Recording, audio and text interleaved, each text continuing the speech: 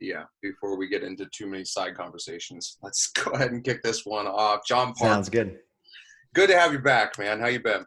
Everything's good, man. Yeah, just making my way through 2020 as everyone has experienced. It's been quite the year for all of us. But what I've been focusing on is this year's been pretty awesome in some other ways. Like some good developments have taken place in my life, and I know in the lives of my family, friends, and clients as well. So I think above all else, we always have to hold some gratitude, even if that seems kind of cheesy to say. It's like, man, we got to know what we are truly lucky to have. And I'm just grateful to be alive and have a business and work and help people for my living.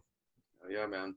Dude, I think the cheesy stuff is starting to resonate more and more every day with me. Like the simple shit. Like the more you see like all kinds of shit going on outside, the more it's like, where's the love?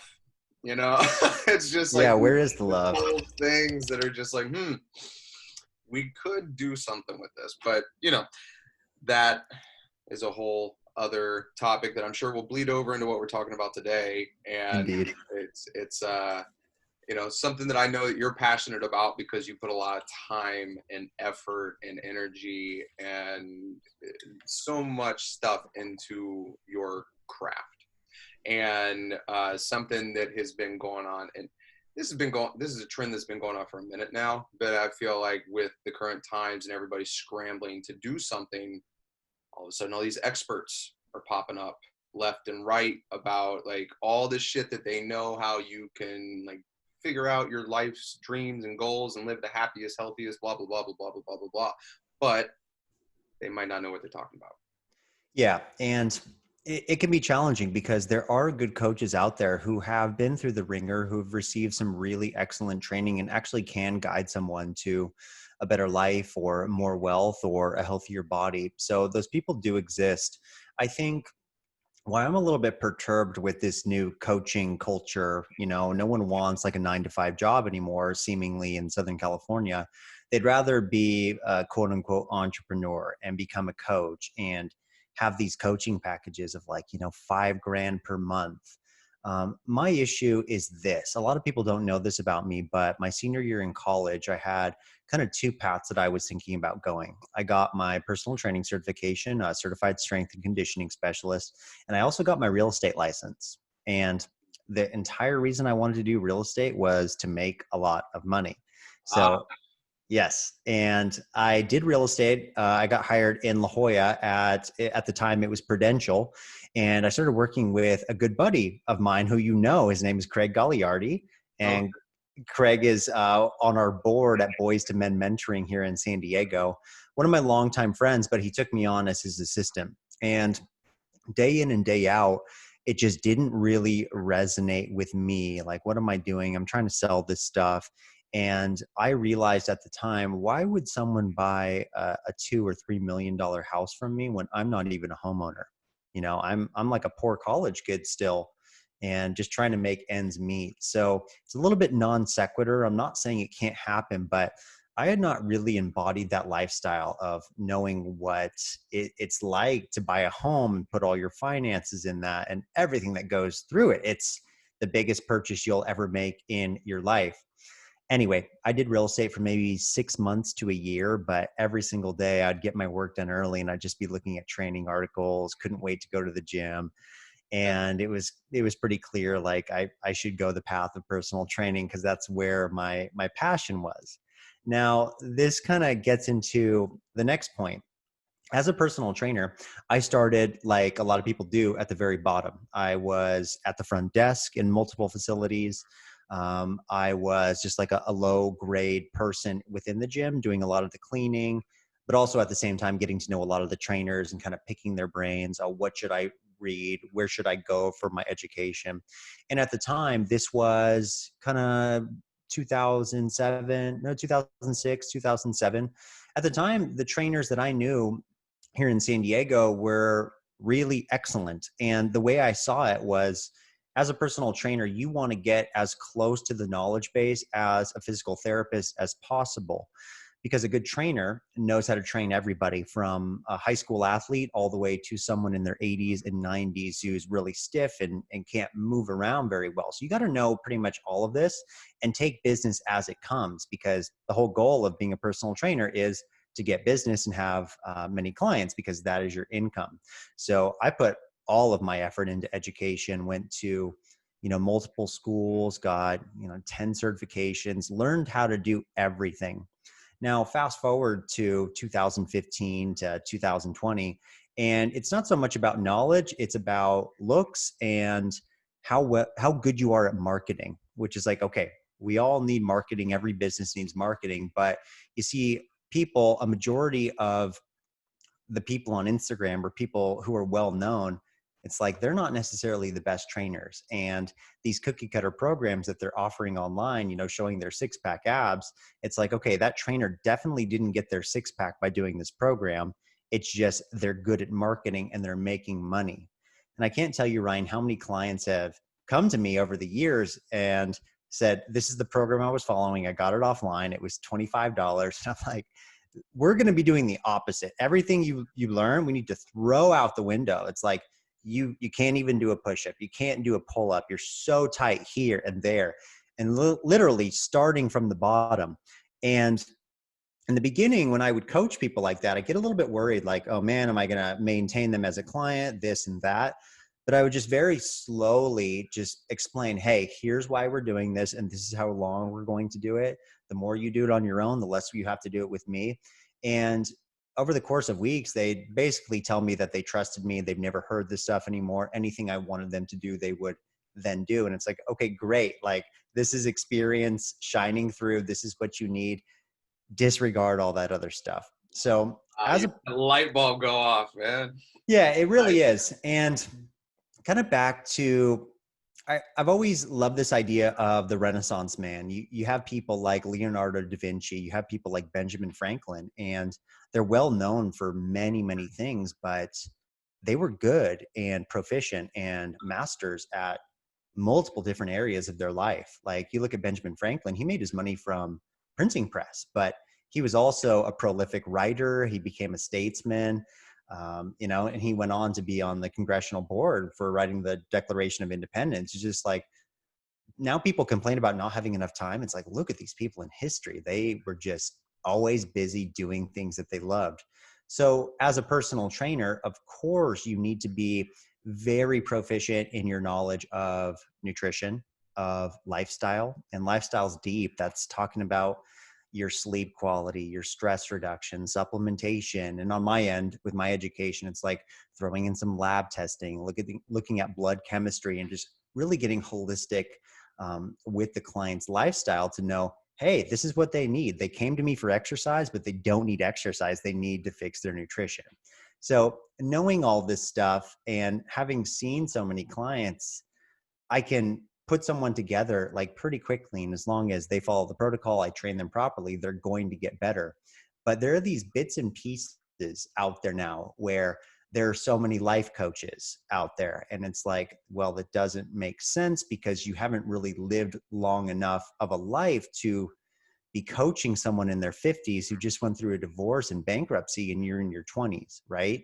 And it's like, well, should I be looking at the person who bought the product or the person selling the product? Because, hey, maybe that person is doing great for this person in their 50s who's at the bottom right now, having lost their home or their wife and kids. Any of this stuff could happen. But at the same time, I've just noticed that there are some snake oil salesmen kind of in this holistic health realm. And I've noticed that people really repackage spirituality and sell that as a product. And for me, okay, I'll step back and say, yes, some of it can be very good and very helpful for people. But at the same time, I'm just very aware that no, that may not be helpful for someone. An example I can give is this polyamorous relationship kind of ideal has kind of begun to become popular.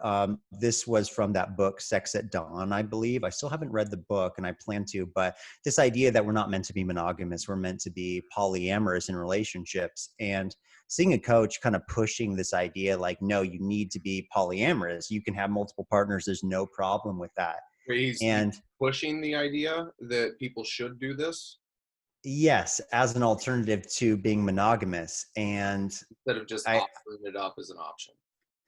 yeah, not so much as an option, but it's okay to present new ideas to people, but that doesn't mean that they should do it, because Right. that can cause more harm than good. Mhm. And let's say someone does do that and they decide to leave their husband because, oh, my coach told me to be polyamorous, and then their entire world comes crashing down.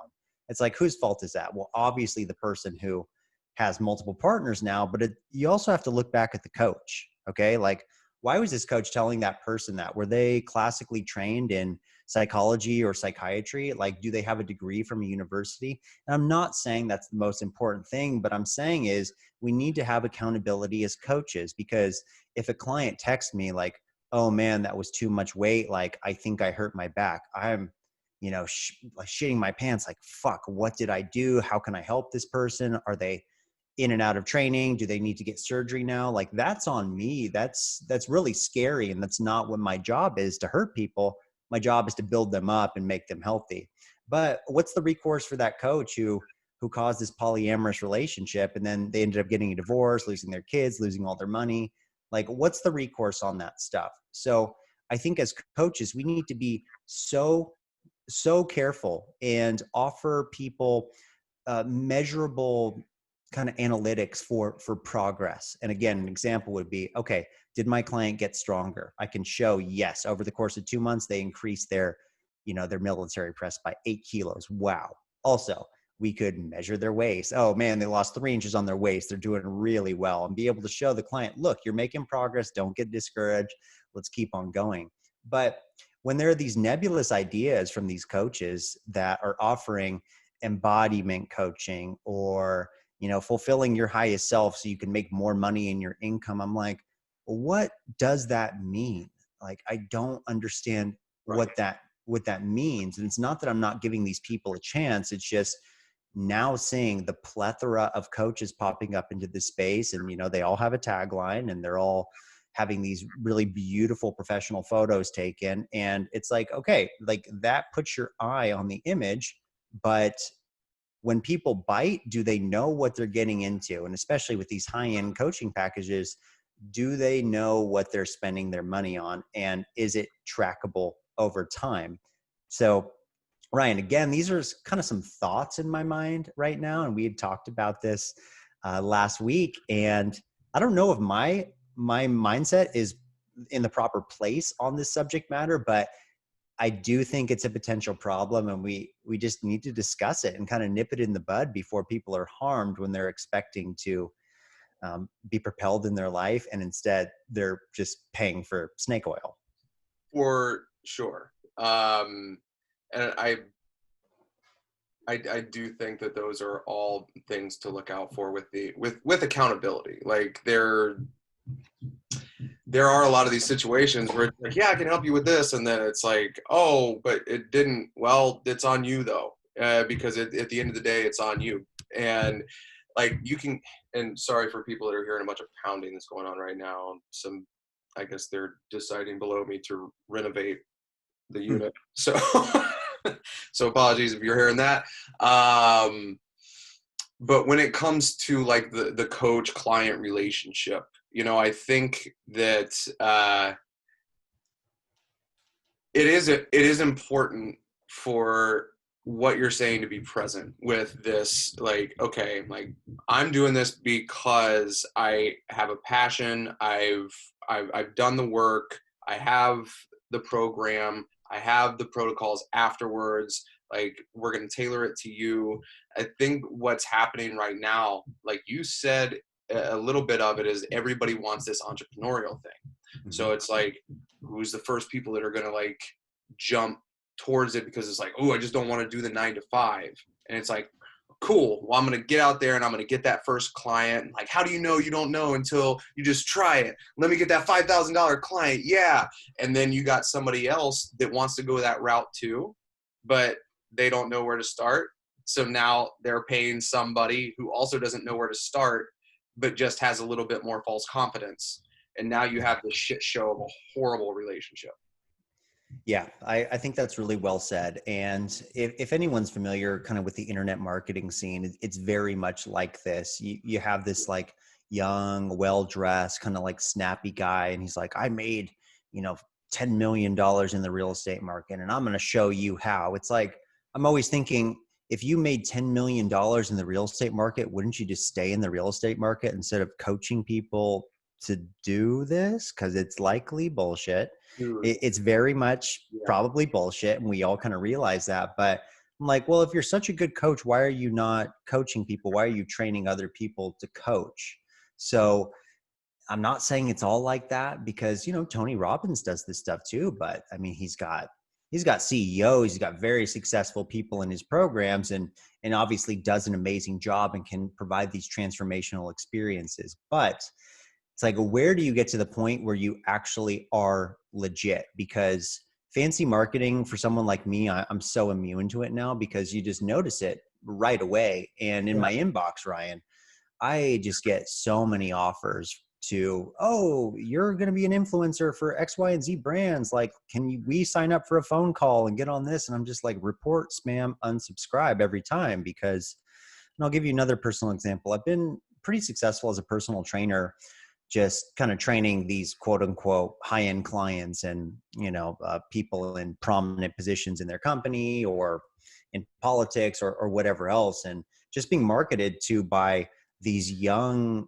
guys, like, who are 21, 22, promising me that they can get me high-end clients. And I'm like, dude, like, have you ever had a high-end client? Like, do you know what it's like? Because if any of my clients got a call like this, they would immediately hang up. Like, they're not biting on this stuff. Like, I know them, we're friends. And you know what they expect from me? They expect loyalty. Like, that's it. And it's not hard. And the relationship works well because I give them what they need. They give me what I need. And on top of that, the cherry on top is that we become friends. So it's like, it's an enjoyable experience. I train them, they give me money, and it's like hanging out with friends all day. But to compromise one of my clients and try and get some like hungry young kid who just wants to sell their product and doesn't really give a shit, I would never introduce my clients to someone like that.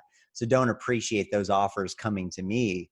So it's a tough time. And I don't want to step on my own foot and say that I'm so anti everyone, because I'm definitely not. And I think humans are incredible, the things that we can do, especially when we put our minds together. But I do want people to be aware of charlatans in the space. And just what I've been thinking about with a lot of the spiritual coaching is, I'll tell you, man, I've studied a lot of Buddhism for a really long time. And I'm like, oh, those are Buddhist teachings. Oh, those are Hindu teachings. Oh, well, it's like, how come this person put together kind of this proprietary formula, which is basically religion, and then they're selling it as a product? If a pastor was selling a Christian product of, oh, this is how you get into heaven, pay me $97, like these televangelist dudes, like, people are like, something doesn't add up here. It's not the way it's supposed to be.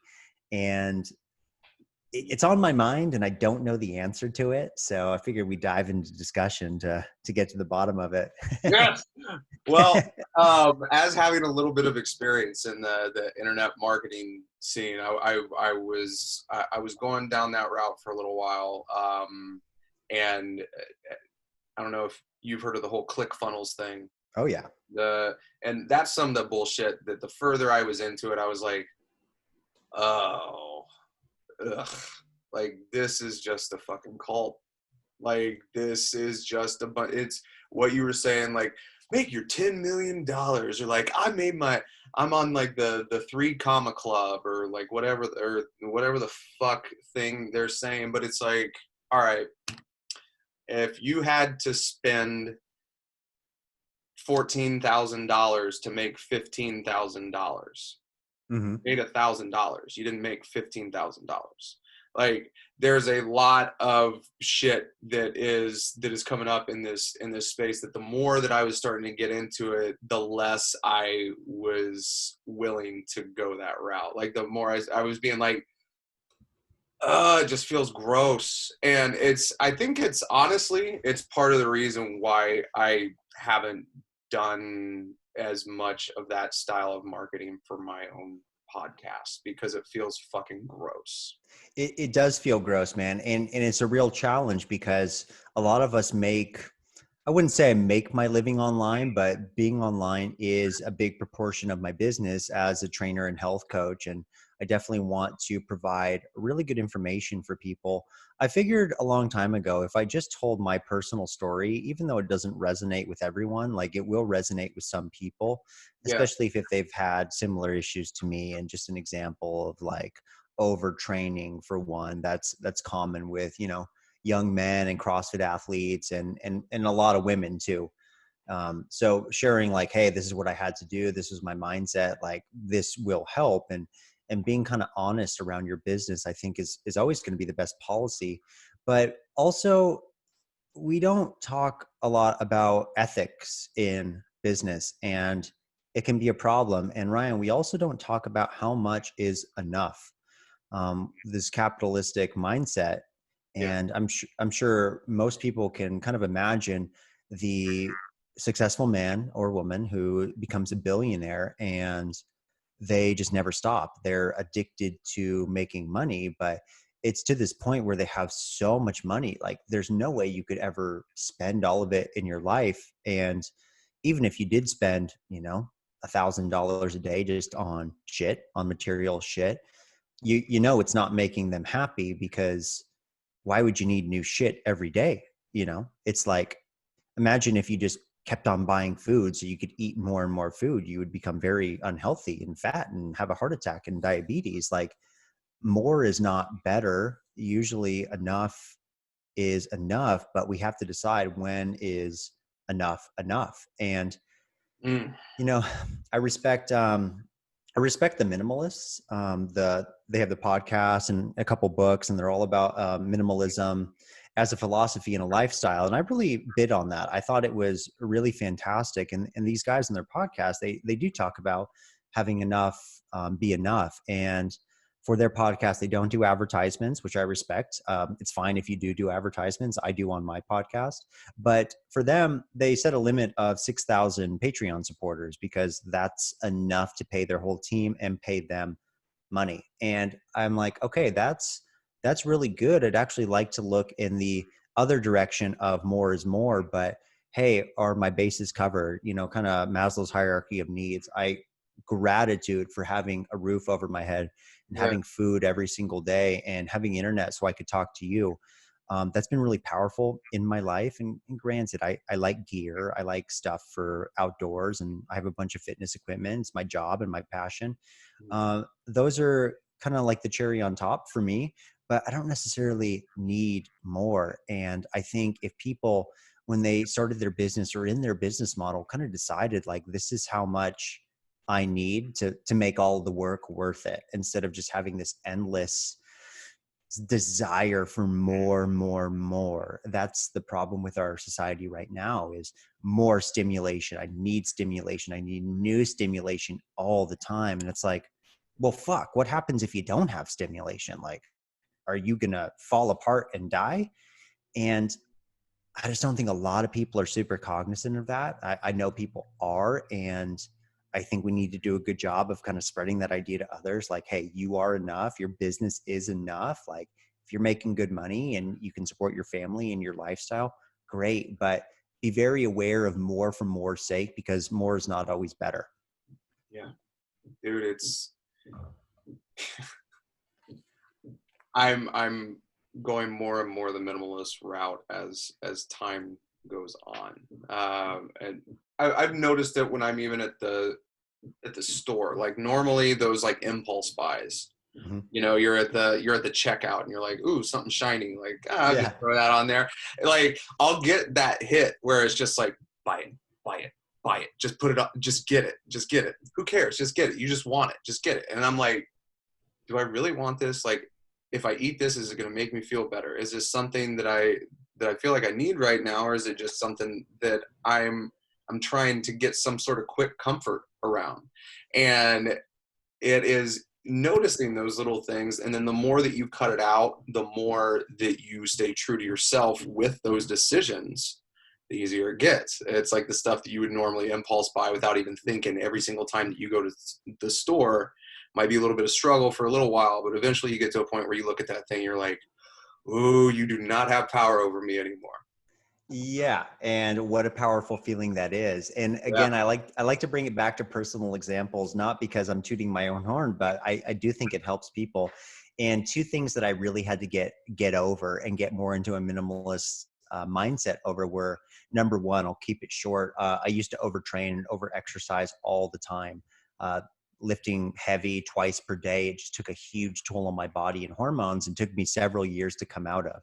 What I've now realized I learned from that lesson is I still fucking love training, and I look forward to training every single day. I only won't train if my body needs recovery, but instead I focus more on the movements. I make quality over quantity really matter for me. And yeah, I'll still lift heavy, but I make sure I'm not under recovered before the next session. Otherwise, it's counterproductive. It kind of gets you back into that mindset. It was almost like back then, like I was binging on exercise, but it was for no reason. It wasn't healthy for me. It was doing the opposite of what I want to show my clients.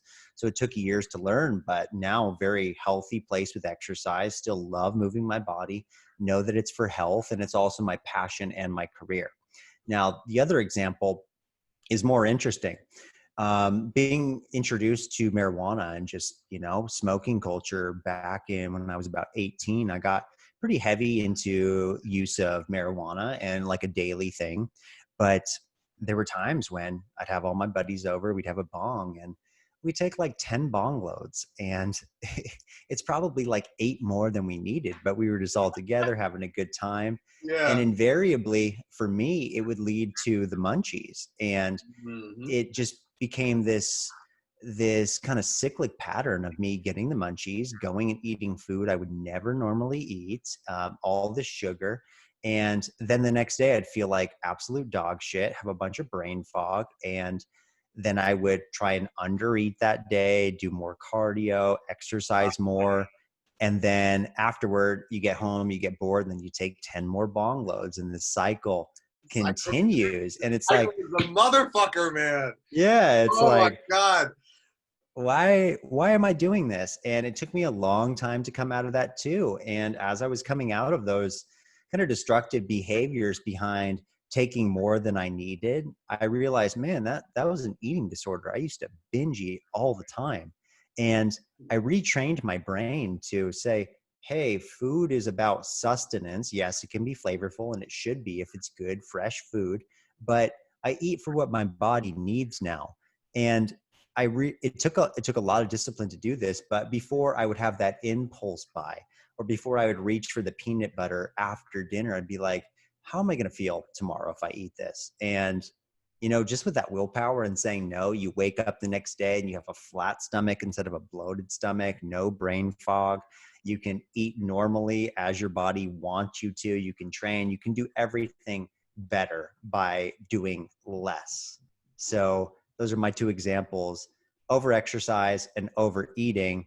More was not better. Being intentional was much better. Very much so. And with you saying being intentional, one of the things that you had touched on that I do want to kind of swing around to, because we've been talking about like personal training, like life coaching, stuff like that. You have mentioned a little bit of the spiritual side of things, and it's something that I've definitely seen over the years too. Um, I'm sure you've heard the term spiritual bypassing. Yes, I have. So that's something that that seems to be coming out quite a bit lately, and it is one of those things where it's the same thing. It's the snake oil. It's snake oil for spirituality. And just because you might have a good experience or learn something you know, in one scenario doesn't mean you have the answers to everything now. Yeah. Yeah, it's challenging, the spiritual bypassing. It's like, it's almost like this hack culture. Like, we're gonna hack fat loss. These are the 6-pack secrets, all this stuff, and oh, it's almost like hit training, high intensity interval training. Yeah. Every good coach I know, it's like hit training. You might do maybe 2 to 3% of the time, like over the course of a year. Most of the time, you're doing proper strength training, you're doing proper aerobic work, but it's just been sold, oh, get all the benefits of, you know, years of work in 7-minute workouts. It's like, it's just not how it works. Like, it doesn't have to be sexy, it doesn't have to be fun to be fun, which is kind of a way I like to describe it. But with like the spiritual aspect and being spiritual as fuck, it's becoming more common, and people also become holier than thou. It's like, oh, Yeah. yeah, the holier than thou thing is super annoying, because a lot of these people that I know locally, it's like, well, dude, I remember you doing cocaine in a bathroom like 2 years ago. Like, I'm happy if you're having a transformation, but that does not qualify you now to become a guru. Like, you need to put some hard fucking work into this stuff, because otherwise you are the charlatan in which this conversation is directed toward. And just in my own life, I grew up in a Christian family, was Christian probably until about 18, when I really dove deep into the world's religions and world's cultures in my college courses, and renounced. And I would describe myself as a Buddhist now. Also, doesn't need to be described as anything, and I'm very happy with that. But like I had mentioned earlier, it's almost like a direct tenet of Buddhism or Hinduism that people bring into their practices, and now they have become this wise teacher, this Indian type guru that people should worship and look up to. And I'm like, it's just not that easy. And again, I'm like, do I blame the teacher? Do I blame the person for following this person? But as humans, there's so many examples of us just blindly following leaders, and it can be very, very destructive, as we know, like with the Nazis, for example. And I don't know what the answer is to that, but I do see, like, even religions I don't agree with, the aspect that they can bring people together in community, all with this common goal of, let's say, being better people, and have a support system and accountability surrounding that. I see my own family with that support structure in place, and it's a driver for living a very good life. And no, you don't have to go that route. You can go another route, or not be spiritual at all, but still be moral. But when you're getting people to pay you money for this stuff, and again, it's a nebulous topic, or a topic that you've now stolen from a major religion or another guru, I do believe that is spiritual bypassing. And it's a big issue right now, especially with the fact that pseudoscience is ever present on social media, and none of us can really trust anything that we see online, even if it does fit our personal bias. We just do not know who is meddling in the online world, especially with these reports of collusion with the Russians and the Chinese in our elections. We all know this is happening, yet we still fight one another instead of coming together, which is probably what we should be doing. Yes. And loving our neighbors, a very Christian tenet. We do the opposite. We hate our neighbors when they disagree with us, thinking that we are right, when we have no fucking idea if we're right or not. So it's a crazy, crazy time. But I think if I have advice for anyone, it's to take a step back and have a 30,000 foot kind of overview of the situation, instead of just being directly in it all the time, and letting it make you reactionary instead of more objective in your approach. Like, wait a minute, let me take a step back. Let me see. Oh, they're saying this, they're saying this. Like, probably neither are right. Probably the answer is right in the middle. Why can't we be in the middle? Right. But we're not. Well, we're not. You're Democrat or Republican. You know, you're the Redskins or the Cowboys. It's tribalism, and it's destructive. Very destructive.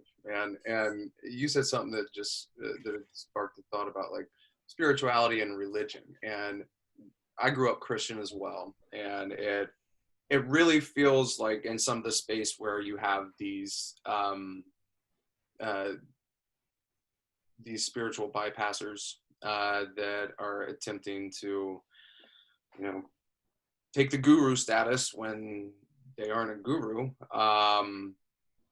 You know, there was a lot of comparison between that type of stuff and the way that I feel like my experience was in the Christian church. There's not a whole lot of focus on the shadow work. It's not a lot of focus on the integrating the things that you know into your daily life. It is, let's focus on love and light, and just forget all the bad. Somebody else has got that. Just put trust into something else. And that's not how it works. Like with the No. spirituality portion of it, if you're not focusing on your shadow, if you're not focusing on integration, if you're only focusing on love and light, like that is a very, very pompous way to go about it, because we all have shadows and Mm. we all have dark sides that we need to work on. And I'm including myself in that. Like, Oh yeah.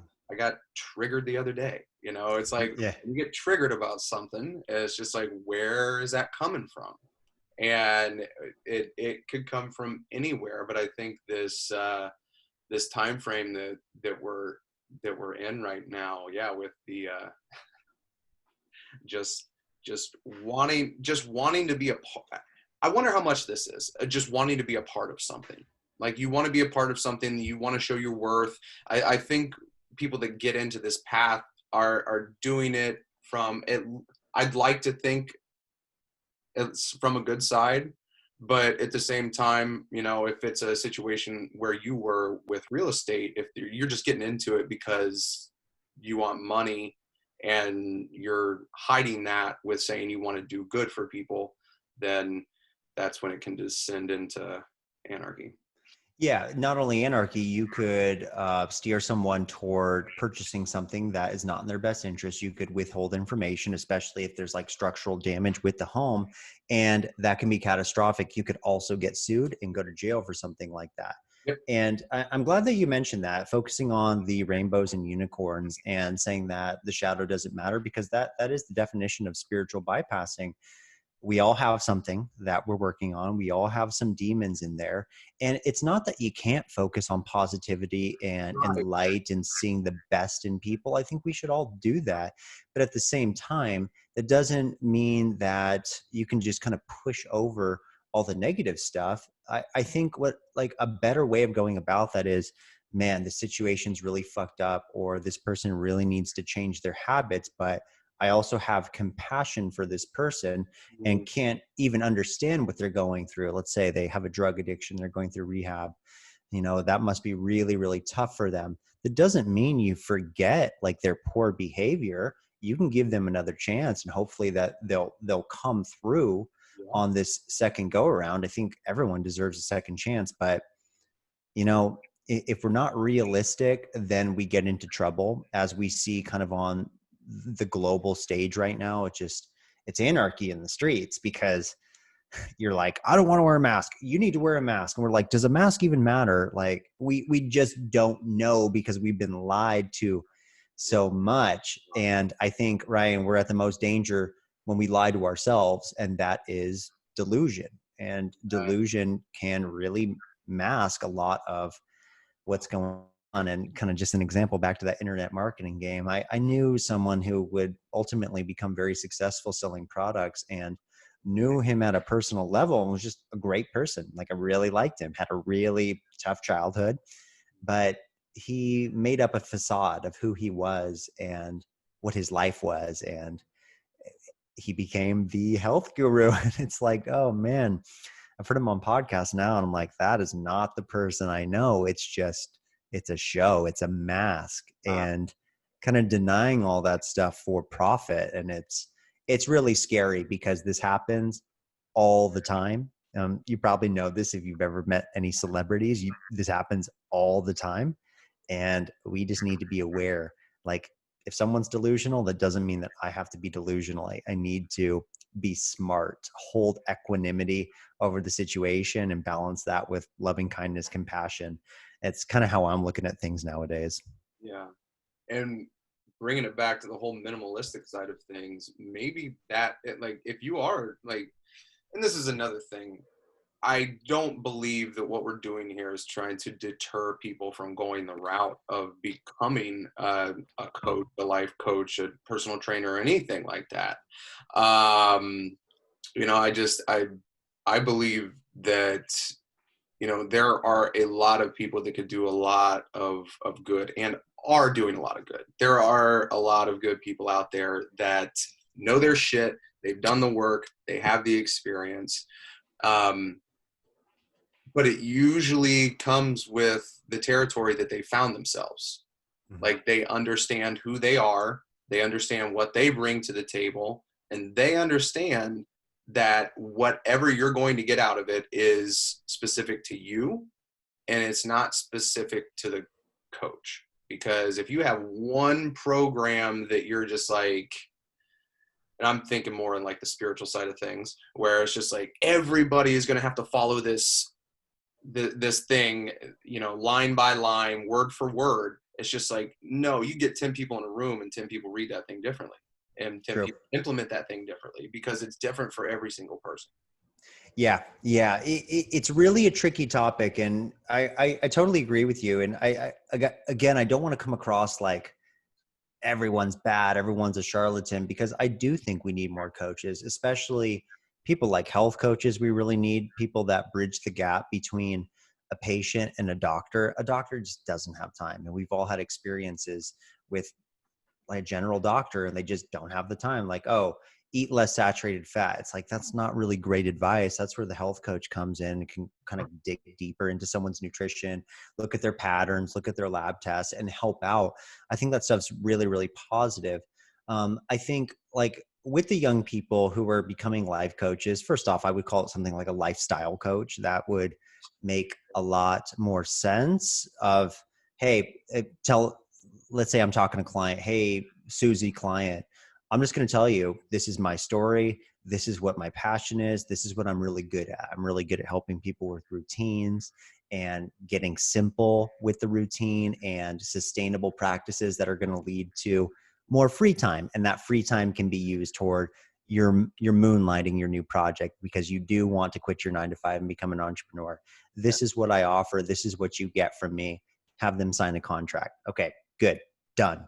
But the nebulous idea of, I'm going to help you, you know, find your 10th chakra that you didn't even know existed. It's like, what? I don't think that's in any medical, you know, medical libraries or even the dictionary. It's like, and I'm not saying like it's bad to do anything with your chakras. I think the Right. ancients definitely had a lot of wisdom that science just hasn't caught up to yet. I think that's great. It's ancestral wisdom, but we do need to be clear with what we are offering people.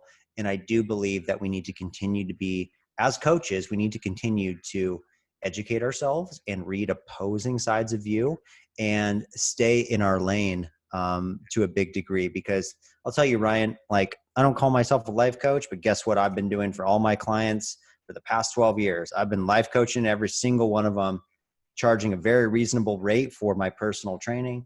Like, I might be a psychologist and they're paying me for personal training, but it is the same thing. It's like someone needs someone to talk to, someone needs to get healthier. And when you take care of these big things, a lot of times you take care of a lot of the little things as well. So Yeah. just my 2 cents. And yes, I'm open for criticism because I don't know the answers either. I'm trying to figure this out just like everyone else. But I do have a problem with people stealing others' money. I have a big problem with that. Yeah, very much so. And to the to the example of the chakra thing, it's like if somebody, you know, what if the person that you're working with just wants to enjoy gardening Hmm. at the end of the day? Hmm. Like it. that could honestly be it. And I think like with a lot of these like these new life coaches and the people that want to help you find live in your best potential, they think it's this thing where you got to go out and travel and get the car and go on the boat and, you know, do the celebrity thing and all this. And it's like, at the end of the day, I don't think most people really, really, really want that. Like, you're looking for a feeling that that might get you, but like, what could you be doing in your life right now that could get you closer to that feeling? Because, Mm. and it keeps coming back to the minimalist shit, man. It's just Yeah, like, it's great. It's man, great. like, you know, I'm at a point in my life where I know that I can truly appreciate moments, you know, and those moments, and it could just be just being outside, noticing the breeze, the sunlight, you know, like just being, you know, just being present. And those are moments where I've felt more content than when I've been like running around like crazy trying to do a bunch of shit. And it's like, what are we really going for at the end of the day with all this coaching? You know, what are we really going for with all this exploration? Like, if we're not getting any benefit out of it, if we're just continuing to explore, but we're really tortured, is that helping? No, I think it's prolonging the inevitable, and it's funny that you mentioned that because I just had a conversation with a client yesterday who's also a health coach, very successful health coach. I have a lot of respect for her, but it's almost like this education thing. A lot of the education that we receive, will be marketed to, and they try and upsell you. And ultimately, it's like, well, are you going to start your business, or are you just going to keep on buying education? Great, education's awesome, and I'm never putting that down. But if your goal is to start a business and work for yourself, stop investing and just pull the trigger. And kind of this ready, fire, aim mentality. Sometimes you just got to pull the trigger and then make it work for you. And obviously, you want to have a good product. And my product, I'll just say, is making people healthier, more adventurous, just figuring that stuff out. But yeah, I think a lot of times, again, back to the delusion, we just prolong these things that we already need. And someone may hire a coach because they think they're going to put their life together, but in reality, they know deep down in their mind, like, alcoholism's their problem. They just need to give up alcohol, and a lot of these things are going to clear up naturally. They don't need a coach to tell them that. Maybe they do need a coach. Sometimes they do, and you need to have someone you trust be like, yo, you're an alcoholic, like, I really think you should cut it out. It could be as simple as that. It could definitely be more complex, and you might need more support from that person, from that coach. But yeah, I do think it starts with us, and it starts with a little bit of grounding. And you and I have done some hiking together, and every time I hike, I try and take a photo. And yeah, part of it's for my marketing, part of it's for me, part of it's because I just want to talk about how much it means to me to be on the trails, especially with good friends. um, I think a lot of people know, who go outside and go camping and love the outdoors, but man, all my problems seem to be healed almost immediately as soon as I step my feet into the dirt. And I think people need to find that for themselves. It could be the beach, it could be gardening, it could be a sport or activity or painting or writing. We can't lose sight of that stuff, because if we're just chasing money and we never have time, that's a really shitty life to live.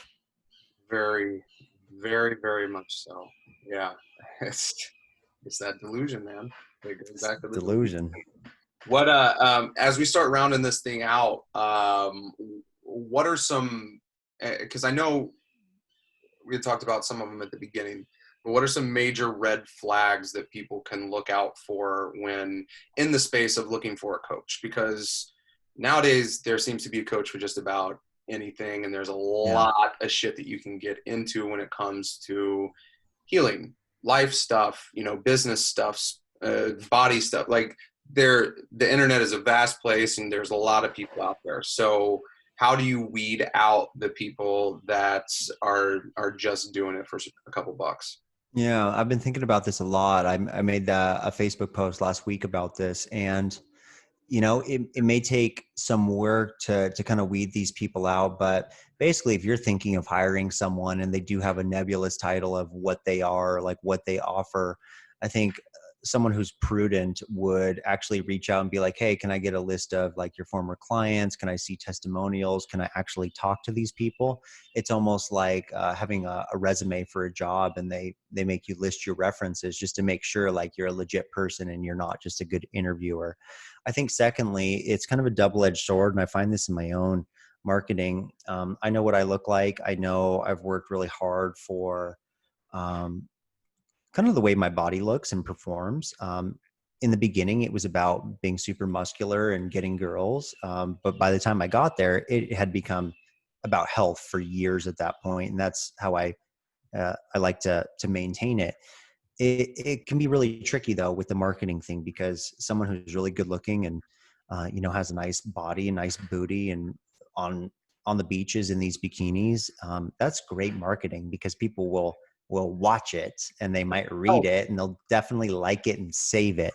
But that doesn't mean the person is emotionally intelligent. It doesn't mean that they've overcome their shadow or have awareness of their shadow self. So that can be tricky. That's going to be up to the person. But I think at minimum, it's like, how do you track change over time? Like, are they actually offering something tangible? Can you look at references, and do they provide actual resources of how they teach?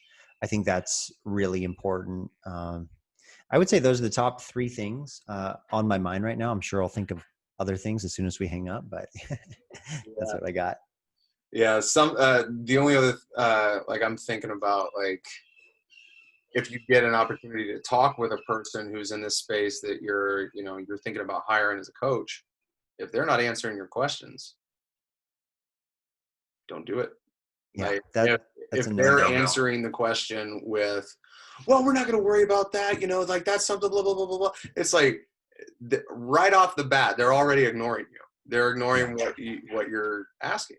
Like, it's bad. I mean, Ryan, it's a really good point that when we speak with people now, we often wonder, are they speaking to me, or are they just waiting for their turn to talk? Ah, And that's a big problem. And you and I both know Zen Master Bon JPC, and just an incredible guy, an incredible teacher. And I asked him for advice like he would give anyone. It's like, you need to listen, not to speak, but just to listen to people. It's like, man, it's so simple. It's so simple what the answer is. And yeah, you got to listen to your clients. Like, man, that's a really tough situation. That doesn't mean that you go easy on them. It's like, hey, this is what I suggest that you do, and let's check in next week. That's a fine way to coach. But yeah, are they actually listening to you, or are they just waiting to talk? I think that's a huge red flag. very much so, man.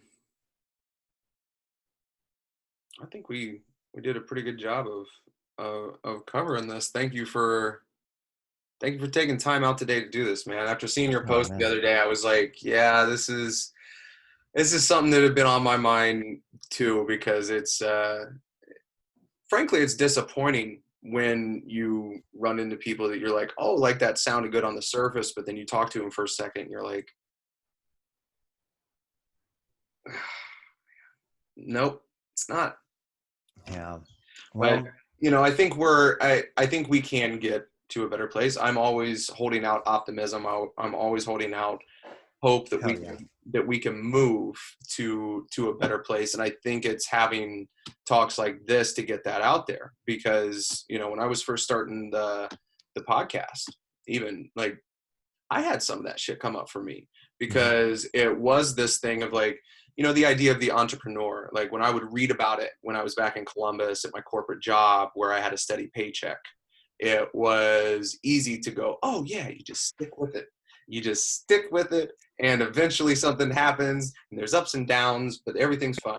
And then you get into it and you realize those ups and downs are like hanging onto a roller coaster with no seatbelt, and Mhm. you're like, whoa, okay, like, I know that they were saying something, but I didn't realize this was what it was. Yeah, So that's no doubt. the point where I feel like you either stop and, like you said, listen, try to pay attention to what's going on, or because I was at a crossroads at one moment. I'm like, man, this is either going to be game showy or I'm just going to bow out of this type of like this style of marketing. So it's, dude, I've felt it. Like I know it's there. Like I know it's there, and I'm like, ooh, I gotta keep myself in check on this because I, gotta understand what I know and what I don't know. And if I don't know something about something, I ask questions. Like it's super simple when you break it down like that. Where it's just like if you know something from personal experience, you can talk to it from your personal experience. And if you don't know anything about it, you don't know shit about it. Yeah. And it's okay to say, sorry, I don't know. That's interesting to me. Let me research it myself before I give you a bullshit answer. It's Yeah, fine to say that. yeah, for sure. Or educate me. Like educate me on your expertise. But yeah, man, is there any last minute things that you wanted to wrap this thing up with? Any messages for anybody out there that is either looking for a coach or thinking about going into coaching, thinking about going any sort of route that they heard you talking about with your life? Yeah, what Yeah. Well, I'll just say, I'll hold you accountable, Ryan. You hold me accountable. I think that's what we all need is we need some community and we need some just overall accountability. Let's keep to our noses to the dirt and just keep on working hard at what we're doing. As far as coaching, it can be really challenging. In my own education, I became a holistic lifestyle coach back in 2009 from the Czech Institute. And that was more about, the tenets of nutrition, sleep, stress reduction, supplementation, also with my education as a functional diagnostic nutrition practitioner. But I think you can freestyle things, but you do need to know people. And looking back on my career in my 20s versus now being 35, it's like, man, I know so much more than I used to. And I think a really good point that we get to is the more you know, the more you realize you don't know. So that would be staying humble. If people do want to get into the coaching sphere, obviously you can become something like a health coach or personal trainer. That stuff's great. Everyone that job will always be around because people need help getting healthy. But as for the other stuff, I just think you have to be really crystal clear in what you're offering. I think in the beginning, you definitely need to price yourself properly and not just have these, exorbitant fees for your coaching. Again, it's like, well, I don't think that's super legit. Like I wouldn't pay $100 for a bag of rice when rice costs like $3, if it had great marketing, I just wouldn't buy it. That's stupid. yeah, So with the coaches and stuff, um, yeah, price yourself accordingly based off of your experience. And if you're doing a really good job, then you can raise your prices. But that's kind of my advice. Crystal clear offerings, know what you are going to do, price yourself accordingly, and be a continual student. Because if you're not, if you ever think that you're the master, if you ever think that you're the guru, that means that you have a long way to go. That's dangerous for all of us. very dangerous and very good advice. Thank you. We got to get out on a hike again soon, man. It's been Oh, as soon as this smoke clears, bro, we're going hiking. We're going to have a good one. awesome. All right. Well, thank you again for jumping on this episode today. Hope you enjoyed it, people. We are getting out of here. All right. Later, bro. See ya.